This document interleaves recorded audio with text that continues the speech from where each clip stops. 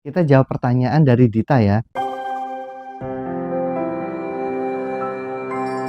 Kita jawab pertanyaan dari Ardin ya. Dok, minimal berapa kali kita mau membersihkan kotoran telinga? Sebulan sekali atau gimana? Jadi kotoran telinga itu sebetulnya dapat keluar sendiri dengan mekanisme self cleaning dari telinga. Jadi telinga itu dapat mengeluarkan kotoran telinga pada saat kita mengunyah, makan, ngobrol. Prinsipnya adalah gerakan dari rahang. Jadi pada saat ada getaran dari rahang, di liang telinga ini dapat bergetar, kemudian kotoran telinga dapat keluar dengan sendirinya. Tapi kalau misalkan ditanya berapa kali dalam waktu sebulan, boleh 2 minggu sekali atau sebulan sekali. Ada tapinya. Tapi harus dibantu orang lain untuk membersihkan, dan orang lain harus tahu teorinya bahwa yang dibersihkan hanya di bagian sepertiga luar, yaitu yang dapat tampak oleh mata saja. Tidak perlu di bagian dalam, karena di bagian dalam tidak diproduksi kotoran telinga. Kalau misalkan ragu-ragu, ya udah ke dokter setiap 6 bulan sekali aja.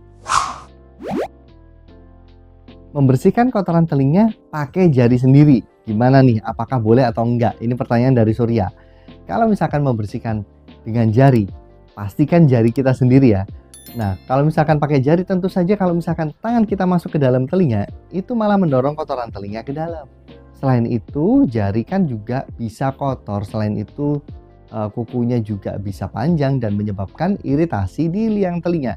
Kalau iritasi di liang telinga akan menyebabkan infeksi yang kita sebut dengan otitis eksterna, yaitu nyeri liang telinga yang bengkaknya itu luar biasa, nyerinya luar biasa banget, buka mulut aja sakit. Jadi pada kondisi ini nggak kita anjurkan.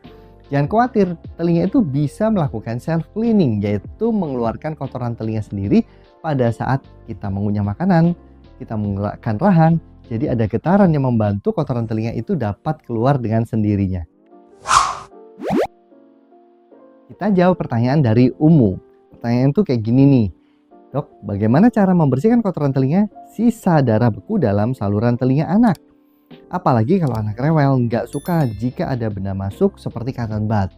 Jadi yang pertama nih, anak-anak itu nggak ada kok yang kooperatif untuk dibersihkan telinganya. Justru kalau misalkan goyang-goyang, bahaya banget untuk dilakukan tindakan pembersihan.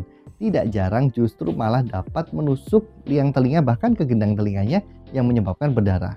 Kalau yang ditanyakan ini masalah kotoran telinga sisa darah beku, yaitu menjadi pertanyaan nih, sisa darah beku apakah memang benar darah atau kotoran telinga yang warnanya hitam yang bentuknya kayak darah? Nah, itu harus dipastikan. Tapi pada kondisi ini, misalkan membersihkan kotoran telinga itu masih boleh di rumah, tapi di sepertiga bagian luar, yaitu bagian yang kelihatan aja. Kalau ragu nih, apalagi anaknya rewel kayak gini, disarankan ke dokter THT.